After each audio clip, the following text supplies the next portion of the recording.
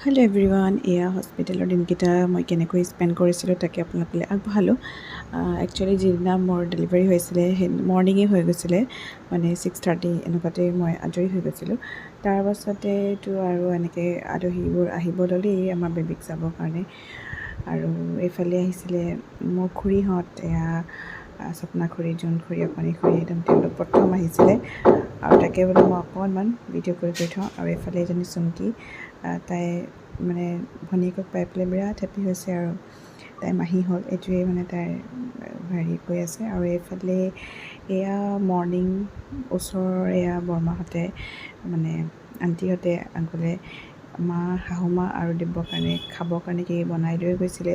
তাৰ কাৰণে বহুত ধন্যবাদ, মানে ইমানখিনি হেল্পটো এটলিষ্ট কৰিছে। আৰু তেনেকৈ বহুতখিনি গৈছিলে, মই সকলোবোৰ ক্লিপ ৰাখিব নোৱাৰিলোঁ, তেনেকৈ বেলেগ বেলেগ আলহী ওচৰ চুবুৰীয়া সকলো গৈছে। তাৰপিছত এয়া মামাক গৈছিল, মামাকে ইয়াক লৈছে মেলিছে, দুটা মামা দেই, এইফালে খুৰাৰ ল'ৰা আৰু আমাৰ ভাইটি, তো ইহঁত দুটাও মানে গৈ মেলি আছে আৰু অহা যোৱা হৈ থাকে। আৰু ৰাতি তাতে আছিলে মোৰ লগত মানে বৌ আৰু মা, আৰু দিনত থাকে দিব্য আৰু আমাৰ শাহুমা মা থাকে। আৰু ৰাতি এনেকৈ ভতিজাজনীও থাকে, তো অকণমান আমনি কৰে ৰাতি আৰু সকলো কেঁচুৱাই। তো সিহঁতি তিনিওগৰাকীয়ে উমলাই থাকে, মইতো ইমান নোৱাৰোঁ, ধৰক মই তেনেকৈয়ে আছিলোঁ। কিন্তু যথেষ্ট কষ্ট কৰিছিলে বৌহঁতে। তো এইখিনি বোলো অকণমান ক্লিপবোৰ ৰাখি থওঁ।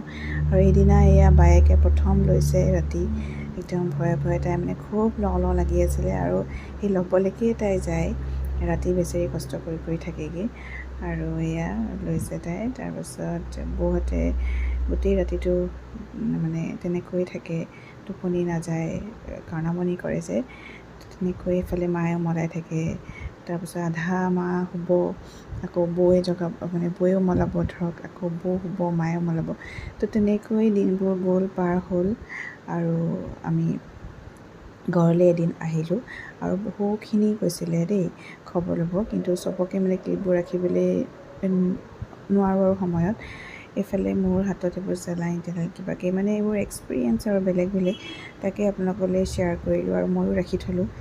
এটলিষ্ট মানে ভৱিষ্যতে মই এইবোৰ চাব পাৰিম। আৰু ভিডিঅ'টো চাই কেনেকুৱা পালে আপোনালোকে জনাব, ভাল এটা লাইক কৰিব। আৰু এইফালে ইয়াৰ মানে যিমান দিন থকা হ'ল প্ৰত্যেক দিনে একেই, সেয়া ৰাতি 2-2:30মান বজাৰ পৰা আমাৰ গোসাঁনী সাৰ পায়, মানে আমনি কৰা ষ্টাৰ্ট কৰে। এইফালে মা বৌ একদম লাগি যায়, দুইজনী শুবলৈ নাপায়, একদম কষ্ট কৰি থাকে। এইফালে আমাৰ ধুনু, মানে ভতিজাজনীও, তাইও বেচেৰি কষ্ট কৰি থাকে, মোৰ লগতে তেনেকৈ কেঁচালি মেচালিকৈ থাকে। এইফালে মায়ে ল'ব একোলা, বৌয়ে ল'ব একোলা, তেনেকৈ দিনবোৰ গ'ল। আৰু সঁচা কথা ক'বলৈ গ'লে ঘৰৰ ফেমিলি এইটো সময়ত যদি নাথাকে বা মানে হেল্প কৰা মানুহ নাথাকে, তেতিয়াহ'লে বহুত কষ্ট হয়। আৰু মায়ে এনেকৈ উমলাই মেলি অকণ শুলে, তাৰপিছতে আকৌ মা হেৰি হয়, মানে উঠে, আকৌ বৌ অকণমান শুৱে।